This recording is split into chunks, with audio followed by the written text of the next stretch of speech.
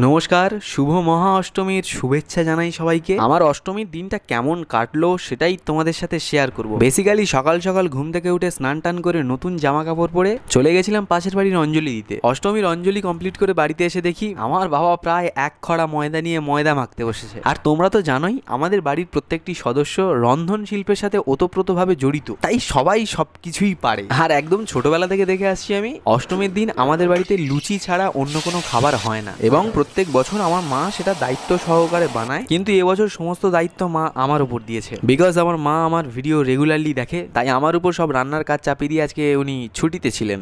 আর এই যে সকাল সকাল লুচি খাওয়া শুরু করলাম, এটা এখন রাত অবধি চলবে। রাত বলতে মনে পড়লো সন্ধ্যের পর আমি আর আমার বাবা দুজন মিলে বেরিয়েছিলাম একটু আমাদের আশেপাশের প্যান্ডেলগুলোর ঠাকুর দেখতে। আমার বাবাকে বলেছিলাম কয়েকটা ফটো ক্লিক করে দিতে। হ্যাঁ, বলতে মাত্র কয়েকটা ফটো আমার তুলে দিয়েছে। আর এই হচ্ছে সেই ফটো।